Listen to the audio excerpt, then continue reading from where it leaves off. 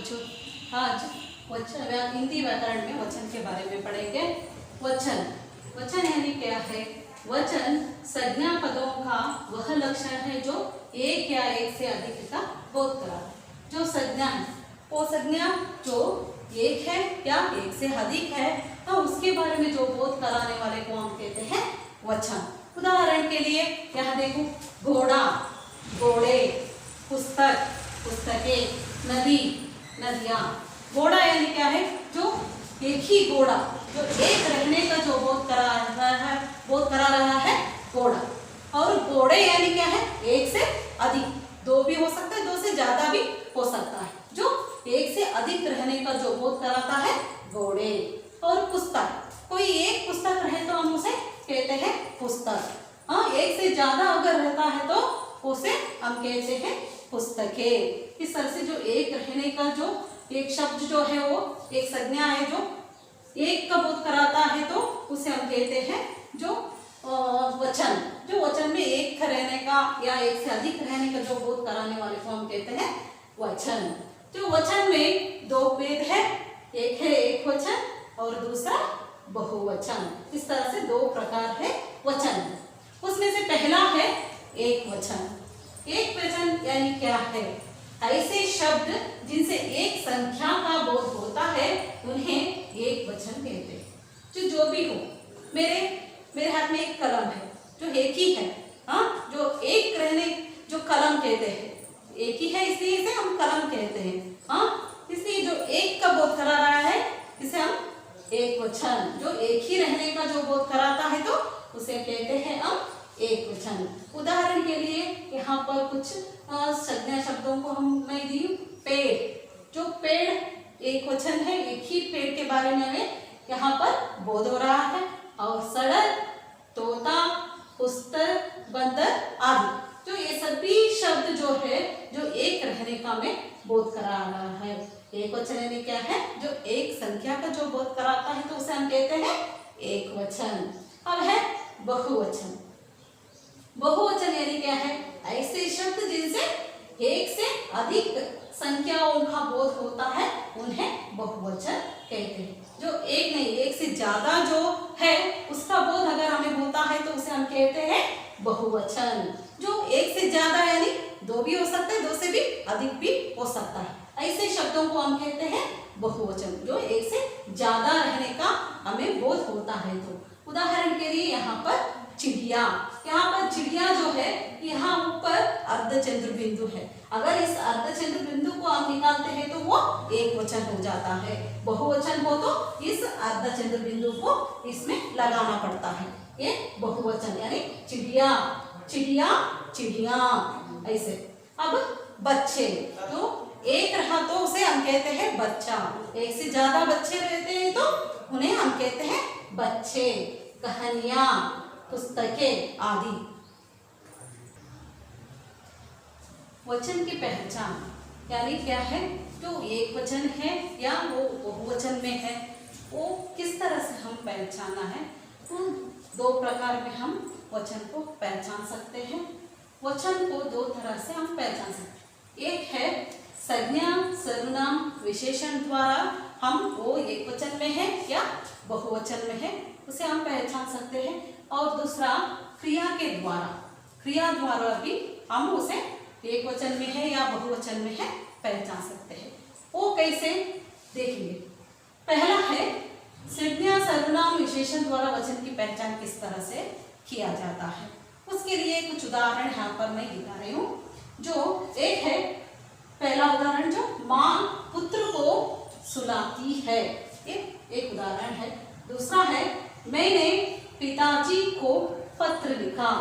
और तीसरा छोटी बहन ने गीत गाया।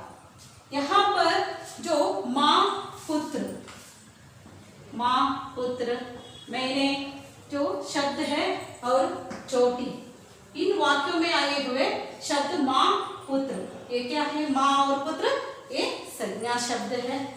और मैंने जो है, जो संज्ञा के बदले में जो जिन शब्दों का उपयोग हम करते हैं उसे हम कहते हैं सर्वनाम। मैंने यानी क्या है? वो सर्वनाम है। और चोटी, चोटी यानी क्या है? विशेषण। विशेषण यानी क्या है, किसी भी जो संज्ञा जो है उस संज्ञा के वर्णन या विशेषता बताने वाले शब्दों को हम कहते हैं विशेषण। यहाँ पर बहन है, जो बहन कैसी है, छोटी बहन, जो बड़ी बहन है या छोटी बहन है, इस तरह से जो विशेषता बताने वाले शब्द को विशेषण कहते हैं। इसलिए छोटी यानी क्या है, वो विशेषण है।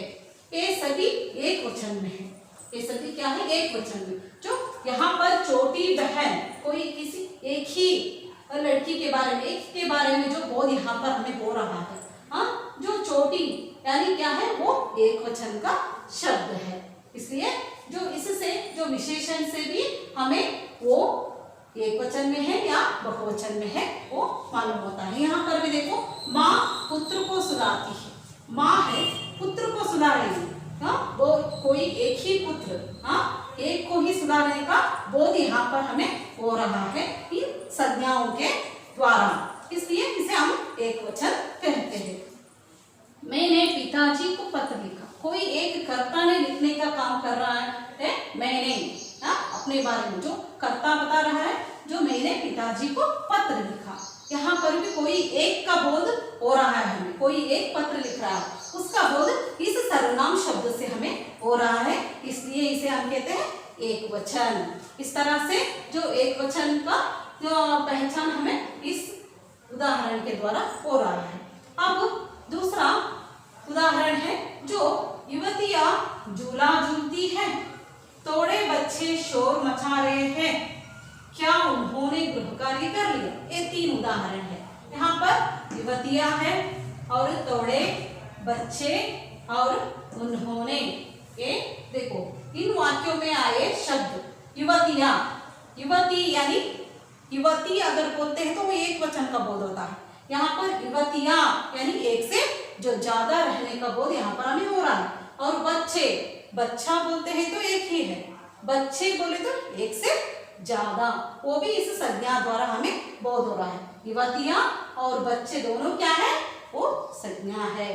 और तोड़े, ज्यादा, तोड़ा, कम, हाँ, ये सभी शब्द क्या है, ये विशेषण कहलाते हैं। ऐसे यहाँ पर तोड़े, तोड़ा नहीं बोला गया है, यहाँ पर बताया गया है तोड़े, हाँ, तोड़े, जो तोड़े बच्चे यानी कुछ बच्चे, हाँ, यानी कुछ बच्चे यानी कोई एक नहीं, एक से ज्यादा रहने वालों को ही हम कहते हैं कुछ बच्चे। ऐसे तोड़े जो शब्द है विशेषण, वो भी हमें बहुवचन का रूप पहचानने में सहायता कर रहा है। और उन्होंने, उसने बोलते हैं तो वो एक वचन हो जाता है। यहाँ पर उन्होंने बताया गया है, हाँ, उन्होंने गृह कार्य कर लिया, यानी एक से ज्यादा जो रहते हैं उनको बताने के लिए इस शब्द का उपयोग किया गया है। उन्होंने ये सर्वनाम शब्द है, हाँ, ये भी बहुवचन रूप है। ये सभी क्या है, युवतियां, थोड़े बच्चे, उन्होंने, सभी जो संज्ञा, सर्वनाम और विशेषण शब्द, और ऊपर से वो क्या है, बहुवचन रूप है। संज्ञा, सर्वनाम और विशेषण द्वारा जो एक वचन है या बहुवचन है किस तरह से पहचाना जा सकता है उसके बारे में आपको जान लेना। अब क्रिया द्वारा वचन की पहचान, वाक्य में क्रिया द्वारा वो बहुवचन में है या एक वचन में है, किस तरह से पहचाना जाए, वो तब होता है क्रिया के द्वारा पहचाना जब संज्ञा, सर्वनाम आदि से जो पहचाने ना हो सकता है, तब हम क्रिया के द्वारा वो कौन सा वचन में है उसे हम पहचान सकते हैं। उसके लिए कुछ उदाहरण यहाँ पर दिए। अध्यापक पढ़ा रहा है, यहाँ पर अध्यापक पढ़ा रहा है जो उदाहरण है, यहाँ पर क्रिया के द्वारा हम वो अध्यापक बहुवचन है या एक वचन है उसे हम बता सकते हैं। अध्यापक पढ़ा रहा है यानी क्या है, इससे हमें बोध होता है कोई एक पढ़ा रहा है, इसलिए इसे हम कहते हैं अध्यापक पढ़ा रहा है यानी क्या है, कोई एक पढ़ा रहा है उसका बोध होता है इस क्रिया के द्वारा, कोई एक पढ़ाने का बोध होता है इस क्रिया के द्वारा, इसलिए यहाँ पर अध्यापक क्या होता है, एक वचन होता है। ऐसे क्रिया के द्वारा हम संज्ञा वो एक वचन में है या बहुवचन में है उसे हम पहचान सकते हैं। उसी तरह से यहाँ पर और एक उदाहरण उसका ही देखो, अध्यापक पढ़ा रहे हैं, जो पढ़ा रहे हैं ये भी क्रिया है, लेकिन यहाँ पर पढ़ा रहा है द्वारा हमें बोध होता है कोई एक पढ़ा रहा है। यहाँ पर पढ़ा रहे हैं यानी क्या है, एक से अधिक भी हो सकते हैं। और जो बुजुर्ग बड़े लोगों को भी हम जो गौरव से आदर के साथ जो बुलाते हैं तो वहां पर भी वो बहुवचन में परिवर्तन हो जाता है। यहाँ पर अध्यापक पढ़ा रहे हैं जो क्या बोध होता है, रहे हैं से हमें जो बहुवचन का बोध होता है। एक से ज्यादा अध्यापक जो पढ़ा रहे हैं ऐसे भी हमें बोध होता है। इसलिए यहाँ पर अध्यापक क्या होता है, बहुवचन रूप होता है। उसी तरह से और एक उदाहरण देखो, पेड़ गिर गया। पेड़ गिर गया, गिर गया क्या है, ये क्रियापद है। गिर गया, जो कोई गिर गया से हमें बोध होता है कोई एक पेड़ गिर गया है, इसलिए इसे हम कहते हैं। यहाँ पर पेड़ क्या होता है, यहाँ पर एक वचन होता है। उसी तरह से और एक उसका ही उदाहरण, पेड़ गिर गए। यहाँ पर क्रियापद में क्या आया है, यहाँ पर गया आया, यहाँ पर गए। गिर गए यानी क्या है, पेड़ एक से ज्यादा पेड़ जब गिर जाते हैं तो उसे हम कहते हैं गिर गए। इसलिए यहाँ पर क्या पेड़ क्या होता है, यहाँ पर बहुवचन रूप होता है। इस तरह से जो क्रिया के द्वारा कब हम पहचान सकते हैं, जब संज्ञा सर्वनाम आदि से जब कौन से वचन में हुए उसे पहचाना ना जा सकता है, पहचाने नहीं होता है, तब हम क्रिया के द्वारा इस तरह से वो एक वचन में है या बहुवचन में है उसे हम पहचान सकते हैं। इसके अलावा और भी कुछ नियम है, उन नियमों के द्वारा हम वो एक वचन में जो है उसे बहुवचन में किस तरह से बनाया जा सकता है उसके बारे में देखेंगे कुछ नियमों के द्वारा। यहाँ पर यदि हमारी पुल्लिंग संज्ञा अकारांत में आ के स्थान पर ये लगाकर बहुवचन बनाते, जो यदि हमारी पुल्लिंग संज्ञा जो है वो अकारांत रहता है तो आ जो रहता है, अकारांत यानी क्या है, जो हाथ से जो उदाहरण के लिए आप देखो घोड़ा, आपको पता है ना, जो व्यंजन के साथ स्वर मिलते हैं तो वो शब्द में मात्रा के रूप में परिवर्तन होता है। यहाँ पर घोड़ा अंत में कौन सी ध्वनि है, दीर्घ आ की ध्वनि है, इसको हम कहते हैं अकारांत। अकारांत से जो एक शब्द समाप्त हुआ है तो उस अंतिम जो पद अक्षर में जो कौन सी स्वर की ध्वनि आई है उसे हम लेते हैं, जो आ की ध्वनि यहाँ पर आया है इसको हम कहते हैं अकारांत। यदि हमारी पुल्लिंग शब्द कोई भी पुल्लिंग संज्ञा जो है वो अकारांत में है तो आ के स्थान पर कौन सा शब्द आता है, जो बहुवचन बनाना हो तो वो आ परिवर्तन होकर ये, अगर ये हम बनाते हैं तो वो क्या होता है, बहुवचन में बदल जाता है। वो किस तरह से, उदाहरण देखो, घोड़ा, घोड़ा में दीर्घ आ की ध्वनि है ना, अगर इसे हम ये में परिवर्तन बदलते हैं तो ये में हम बदलते हैं तो तब वो बहुवचन रूप में बदल जाता है। अकारांत को ये में हम बदलते हैं तो वो क्या बनता है, घोड़े बनते हैं। घोड़े यानी क्या है, वो बहुवचन रूप है, घोड़ा घोड़े। तोता, यहाँ पर भी अकारांत है, आ ध्वनि दीर्घ आ ध्वनि है, उस दीर्घ आ ध्वनि को हम ये में बदलते हैं तो तब वो एक ही मात्रा है, ये सबको मालूम है ना, एक ही मात्रा में हम बदलते हैं तो वो बहुवचन रूप में बन जाता है। ये उसी तरह से यहाँ पर बच्चा बच्चे, बकरा बकरे, इस तरह से पुल्लिंग संज्ञा जो भी है उस पुल्लिंग संज्ञा आ से खत्म होता है तो समाप्त होता है तो उसे हम एक के रूप में बदलते हैं तो वो बहुवचन रूप में बदल जाता है। उसी तरह से और एक नियम है अकारांत इकारांत, एक छोटा आ है, अकारांत इकारांत ईकारांत उकारांत उकारांत पुल्लिंग संज्ञाएं प्रायः एक वचन होती है, इनका एक वचन एवं बहुवचन एक ही होता है। पुल्लिंग में दीर्घ आ जो है उस दीर्घ आ को एक के रूप में हम बदलते हैं तो बहुवचन बनता है ना, लेकिन यहाँ दूसरा नियम क्या है, छोटा आ, छोटा अकारांत इकारांत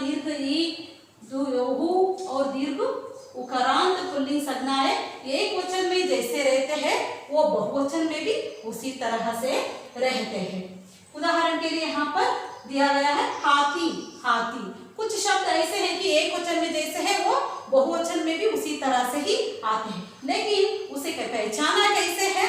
जो क्रिया के द्वारा हम उसे पहचान सकते हैं कि वो एक वचन में है या बहुवचन में है। उसके बारे में, क्रिया से पहचानने के बारे में जो बताते समय आपको बताई थी ना, उसी तरह से हाथी, हाथी, गुरु, गुरु, बालू, बालू, बाई, भाई, यानी एक वचन में भी वैसा ही और बहुवचन में भी वैसा ही रहता है। यहाँ पर कुछ परिवर्तन नहीं होते। उसके लिए और एक उदाहरण आपको बता रही हूँ वाक्य के द्वारा। हाथी दौड़ा, हाथी दौड़ रहा है, हाथी दौड़ रहा है, दौड़ रहा है, ये क्या है? ये क्रिया है। इस क्रिया शब्दों के द्वारा हम हाथी एक वचन में है या बहुवचन में है उसे पहचान सकते हैं। यहाँ पर दौड़ रहा है, जो दौड़ रहा है जो क्रिया है, इससे हमें बोध होता है कि हाथी एक वचन रूप में है। वो अब दूसरा वही उदाहरण यहाँ पर देखो, हाथी दौड़ रहे हैं। इस दौड़ रहे हैं जो क्रिया है, इससे हमें बोध होता है कि हाथी कोई एक ही नहीं, एक से ज्यादा यहाँ पर दौड़ रहे हैं।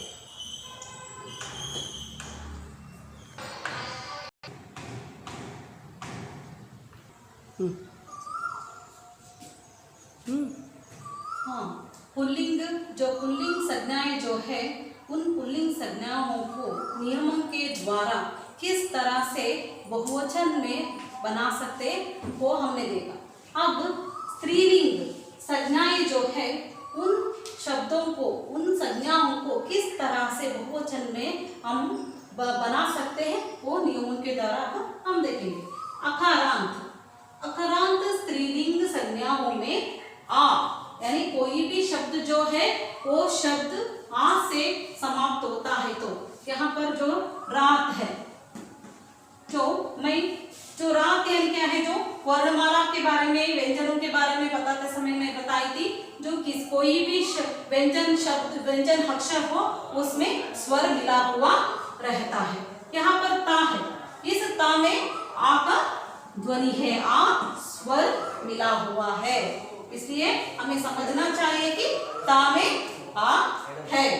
ठीक है, यहाँ पर भी जो, इसलिए आकारांत स्त्रीलिंग संज्ञाओं में आ के स्थान पर ये चंद्र बिंदु रहने वाले ये लगाकर तथा आकारांत यानी दीर्घ आकारांत स्त्रीलिंग संज्ञाओं में आ के बाद ये जोड़कर बहुवचन बना सकते हैं। ये नियम है। क्या है? अकारांत यानी छोटा आ। यहाँ पर देखो रात है, रात में क्या है? आ, ता में आ है ना? ये हमें समझना चाहिए, क्योंकि व्यंजन स्वर की सहायता से ही हम उसे उच्चारण कर सकते हैं। अर्थात अब ता में क्या है? छोटा आ है। इस आ को हमें क्या करना है? ये यानी अर्ध चंद्र बिंदु है, इसलिए इसे हमें ये इस तरह से पुकारना पड़ता है, नहीं तो ये कह सकते। यहाँ पर रात में ता में आ है और इस ता को हम ये में हम बदलते हैं तो तब वो बहुवचन रूप में बन जाता है। जो बदलते समय हमें क्या करना है? ये को काली ए हो तो उसे ये कहते हैं। यहाँ पर ये के ऊपर अर्धचंद्र बिंदु है तो उसे हम उच्चारण कैसे करना है? एम। तब यहाँ पर एक ही मात्रा के साथ एक बिंदु हमें जरूर लगाना पड़ता है। इस तरह से रात छोटा हा से एक शब्द समाप्त होता है तो जो अंतिम वर्ण कौन सा है उसमें कौन सा स्वर रहता है? अगर आ स्वर है तो उस आ को ये में हम परिवर्तन करते हैं तो वो बहुवचन रूप बनता है। जो परिवर्तन करने के बाद वो एक ही मात्रा के साथ बिंदु भी हमें लगाना पड़ता है। तब रात रातें, आदत आदतें, बात बातें, इस तरह से हम एक वचन को आ से ए के रूप में परिवर्तन करके उसे बहुवचन रूप में बना सकते हैं। ये तो छोटा आ का उदाहरण हुआ। अब क्या बताया गया है? आकारांत यानी दीर्घ आ जो है, इस आकारांत स्त्रीलिंग संज्ञाओं में आ के बाद ये जोड़कर बहुवचन बना सकते हैं। यहाँ पर हमें क्या करना है, आ को हम ए के रूप में परिवर्तन करना पड़ता है, बदलना पड़ता है बहुवचन रूप बनाने के लिए। लेकिन वही दीर्घ आ जो है, कोई भी शब्द में अंतिम वर्ण में दीर्घ आ का मात्रा लगा हो तो वहां पर हमें कुछ परिवर्तन करने की जरूरत नहीं, उसके साथ इस ए को हमें जोड़ना पड़ता है। ऐसे जोड़कर हम बहुवचन बना सकते हैं। यहाँ पर देखो का यानी यहाँ पर दीर्घ हा है। इस दीर्घ हा, जब दीर्घ हा रहता है तो स्त्रीलिंग शब्द में, तब ए को हम उसके साथ जोड़ने से वो बहुवचन रूप में बनता है। लेकिन यहाँ पर क्या है, छोटा आ रहता है तो तब हमें उसे एक ए के रूप में परिवर्तन करके बहुवचन रूप बनाना पड़ता है। यहाँ पर दीर्घ हा रहने से इसको हम शाके के साथ ये को जोड़ने से वो बहुवचन रूप बनता है। शाका, शाखाएं, कक्षा, कक्षाएं, सभा, सभाएं, इस तरह से। अब दूसरा चौथा नियम है, इकारांत स्त्रीलिंग संज्ञाओं में या लगाकर तथा इकारांत दीर्घ इकारांत स्त्रीलिंग संज्ञा में ई, जो दीर्घ ई है उसको लघु ही बनाकर या लगाते हैं। यहाँ पर इस तरह से नियम है, इकारांत छोटा ई जो है, उस छोटा ही स्त्रीलिंग संज्ञा जो है वहां पर उसके साथ हमें या को मिलाना पड़ता है, तब वो बहुवचन रूप में बनता है। उदाहरण यहाँ पर देखो, छोटा ही नीति, जो अंतिम व्यंजन वर्ण जो है उसमें कौन सा मात्रा मिला हुआ है, छोटा ई की मात्रा यहाँ पर मिला हुआ है। ऐसे छोटा ई जो रहता है तो उसको या जोड़ने से वो क्या होता है, बहुवचन में बदल जाता है। जाति, यहाँ पर भी छोटा ही है, हाँ, छोटा ही को जो या जोड़ने से वो बहुवचन रूप में बदल जाता है। रीति, रीतियां, ये तो छोटा ही का हुआ। अब बड़ा दीर्घ ही, अगर दीर्घ ही रहता है तो उसे हमें, अगर दीर्घ ही से जो समाप्त होने वाले जो शब्द जो है तो उसे हम बहुवचन रूप में बदलना हो तो क्या करना पड़ेगा, उस दीर्घ ई को हमें छोटा लघु ई बना लेना पड़ेगा। लघु ई बनाकर उसे या जोड़ने से वो बहुवचन रूप बनता है। यहाँ पर गड़ी, डी में क्या है, दीर्घ ई है, उसे बहुवचन बनाते समय हमें क्या करना है, उसे डी को छोटा ई की मात्रा लगाकर छोटा बनाना है, तब गड़िया, छोटा ई की मात्रा लगाकर छोटा बनाकर उसे या को जोड़ने से वो बहुवचन रूप बनता है। यहाँ पर भी बच्ची, बच्ची में भी दीर्घ ई है, उसे लघु ई बनाकर उसे या जोड़ने से वो बहुवचन रूप बनता है। सवारी, इसमें भी दीर्घ ई है, अगर बहुवचन बनाना हो तो उसे हमें क्या करना है, छोटा ई की मात्रा लगाकर वहां पर या जोड़ने से वो सवारियां, इस तरह से बहुवचन रूप में बदलता है। अब पांचवा नियम है, उकारांत स्त्रीलिंग संज्ञा में ए लगाकर तथा उकारांत दीर्घ उकारांत स्त्रीलिंग संज्ञा में दीर्घ उ जो है उसे लघु उ बनाकर वहां पर ये लगाकर हम बहुवचन रूप बना सकते हैं। अर्थात अब वस्तु जो है, यहाँ पर जो इस व्यंजन वर्ण में कौन सी मात्रा लगी है, छोटा ऊ की मात्रा लगी हुई है।